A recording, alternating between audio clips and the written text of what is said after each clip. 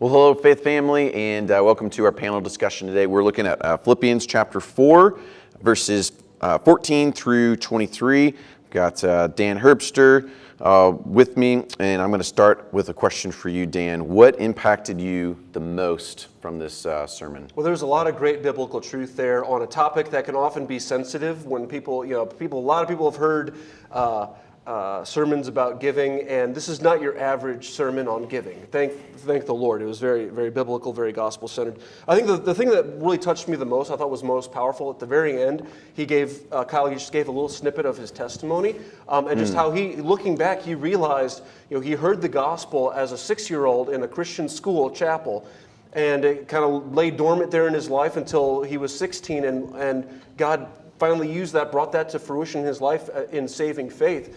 But then as he was thinking, even just this morning, about what made that Christian school possible, and it was the financial sacrifice of 2 farmers in his church back in North Carolina that kept that Christian school going so that he could hear the gospel there. And I thought that was just a beautiful picture of just how our temporary wealth in this life can be invested for eternal gain in so many different ways.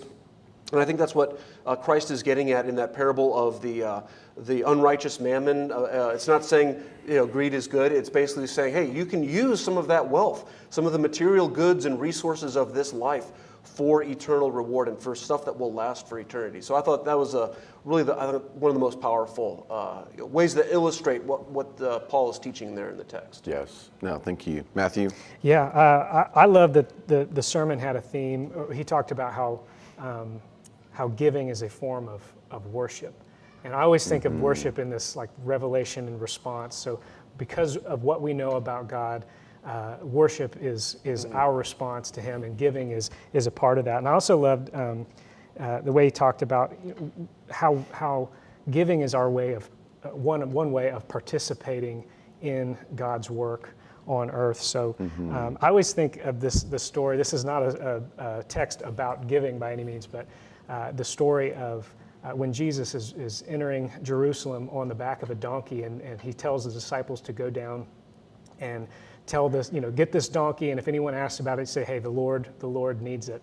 And lo and behold, he has a donkey, And so I always think, what if the guy had just said, no, I'm gonna keep my donkey? Right. Do you think God would have, would his purposes not have been achieved? No, they would have gotten somebody else's donkey. But this guy's donkey, this guy's investment got to be a part of God's story. And I just think that's what giving is all about. Absolutely. Great, that's awesome.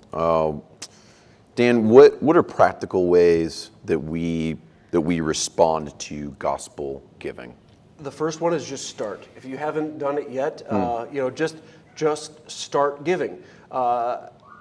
Do it. Prayer about what you could give on a regular basis, whether that's monthly or yearly, to the cause of Christ. And we'll get in future questions about different outlets for that. But I would say start, but I would also say discern. It's not something you do carelessly just to make your conscience feel better, that you're a good person. Look at me, I give. Because not every ministry, charity deserves your money or is the best use of your money. Not every Christian ministry is the best recipient of your money. So you need to do discerning, thoughtful giving, not just careless. And that's one of the many reasons that, for instance, I'm not saying there's never a circumstance where it would be appropriate, but I generally don't give money to panhandlers on the side of the road. One of the reasons is because I've been part of gospel ministries to homeless men, and I've learned that many times that is almost the worst thing you can do is to help us sustain them in that kind of unhealthy relationship. You want to try to help them get the help that they need. So that's just one example about discerning about how you give to the cause of Christ. So start, and it should start with financial, because the Lord, generally speaking, has given us all some sort of financial resource so that we can all do it in that specific way. But it is bigger than money. It's also our time, it's our resources, it's our effort of our food for ministries of hospitality. So it is important for finances. It has much broader application, but just start, be discerning, and then let it be a heart check, a test of where your heart is. Kyle quoted that phrase from Christ in Matthew, where your treasure is, there will your heart be also. Yes. And if it's difficult to give, or you're questioning about it, it can be a wonderful check on where your values are, what your priorities are, and whether they're out of whack or not. And I remember hearing one preacher talk about how if you do give, when you do give financially, that check, or however you give electronically or whatever, that check it's almost like a declaration of independence. So many people can be so slaves of their resources and their finances that giving it away, spending it not on themselves can be so hard. It's almost like a declaration of independence to designate some of that portion of that specifically for the work of God. So still be discerning as you start doing it, and let it really be a true reflection of your heart of worship, a means of worship, and not just a religious obligation. Oh, great, thank you. Yeah, so Matthew, same question. What practical ways do we respond to gospel giving?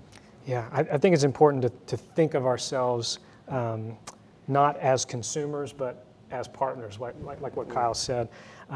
Churches today are oriented toward consumers. We have the phrase church hopping or church shopping, and we ought not to be like that. I think it's important to ask yourself, why are you here? Are you just here to, when you say like, I'm here to get filled up, well, maybe that's, we hope you do get filled up, but do you also see yourself as a vessel for filling others up?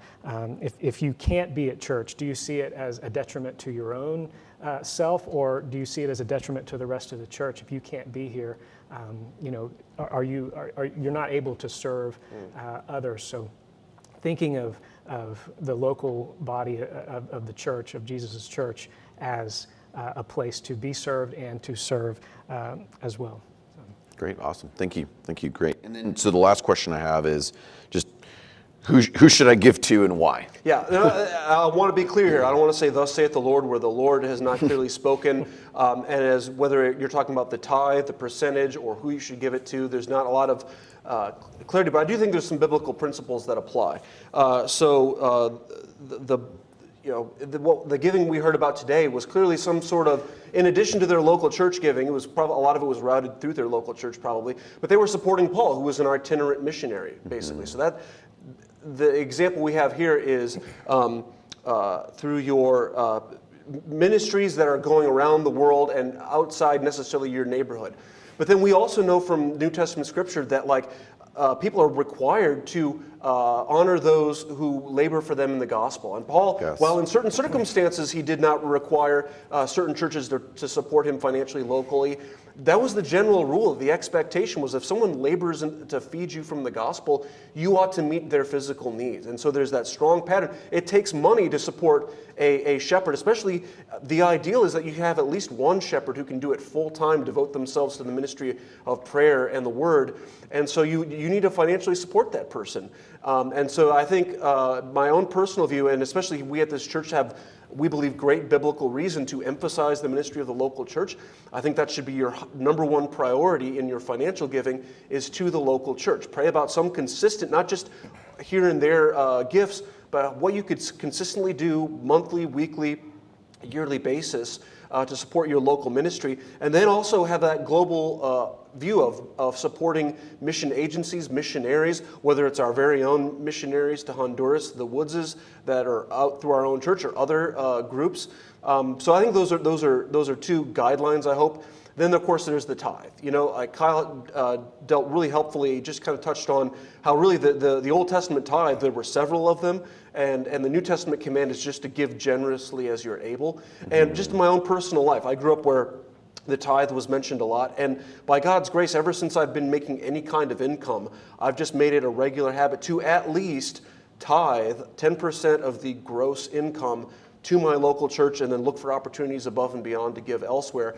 I'm not saying that's 100% thus saith the Lord, that's what God commands, but I've found that it's a great place to start. It's large enough to be a sacrifice, but it's small enough that, I should be, if I'm handling my finances properly, it should be doable. So that's just my own personal testimony of how I look to do that. And so my number one priority is my local church, wherever that's here at Faith Family or previous local churches. But then there's certain mission agencies that I really care for, and that I might either support regularly, or certain missionaries or gospel ministries, whether that's Christian gospel-oriented ministries to the poor and to the underprivileged, or where it's more explicitly like church planting, missions type stuff that I might give periodically, or friends that I know are church planting, and try to support them, either on a regular basis or on a momentary basis. Like as I come up to the holidays and I'm thinking about Thanksgiving or Christmas, sometimes that's a special time to kind of look at my savings and consider whether God would have me give a special one-time gift to a particular ministry or something. But again, these are just practical insights. I just encourage people to start, to just pray about as doing it as an act of worship, not as an act of obligation, but to prayerfully consider how they could be good stewards of some of the excess funds that God has given to them to further God's work, both locally and around the world. Yes, great. Matthew, what about you? Who should I give to and why? Yeah, so Kyle talked about combat giving and consistent giving. So we should be giving to the front lines, and we actually at the church gives every month to frontline missions, which is going out and trying to reach unreached people groups. We also give to Doug and Karen Woods, who are in Honduras serving the people there. And we should also be giving to the recurring needs of the church. I always laugh. I've heard people ask pastors, I've gotten this a lot just being on staff at a church, what do you do for a living? What is your job? Well, I work at the church. No. Like, what do you do during the week? Like you don't realize how much time and resources goes into running even a small church like ours. So I can vouch for them, people. I see the emails. I just see a fraction of the emails. So trust me, our paid staff here at Faith Family are keeping busy. Anyway, go ahead, continue. Well, I'll second. Since I do this for free, I can highlight them a little bit. Yeah. Well, I'll second what you said. Giving to the local church ought to be the top priority.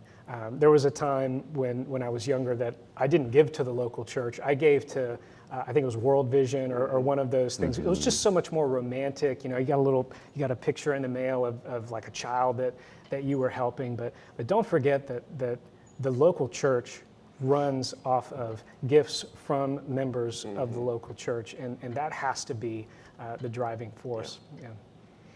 Great. Well, thank you all very much. And when I think of just the sermon on the whole, Philippians on the whole, because we're coming to a close of the series and moving into a new series here. It really is. It's funny. Kyle said it in the sermon, and he was like, "This is not how I would have ended the book." But I did like that he highlighted Paul's way of saying thanks to the church in Philippi, and it really is amazing how that church in their poverty contributed to Paul, cared for him, and this goes into just a broader realm of what giving is. You both have mentioned it in different ways, but it is a giving of time and energy, and that is the sacrifice that Christ calls us to. And when we set it in the context of what Philippians is, that Jesus has won everything for us and done everything for us. So I can do all things through him who strengthens me. Like all true strength comes from Christ when he is that strength for us. We just want to give. There's not the awkward like, oh my gosh, that pastor's doing another sermon on giving. It's like, this is a great way for me to be discipled. This is a great way for me to mature because I personally am so closely tied to my own finances, and far be it from me to just not actually consider the wider needs of the body, and that's a gift. It's a gift to be able to just give of our time and energy in the same way that we're called to rest, like God rests. That I can rest from my finances. Like I don't have to worry about it. Like there's plenty of things to make us anxious, which Philippians has talked about in the past, but like it's awesome to be able to, when I give to the church, to the efforts and the work of Christ, I just don't have to worry about where that money is going. Like it is going to God and is in his hands. So Faith Family, thank you so much. Look forward to seeing you all next Sunday.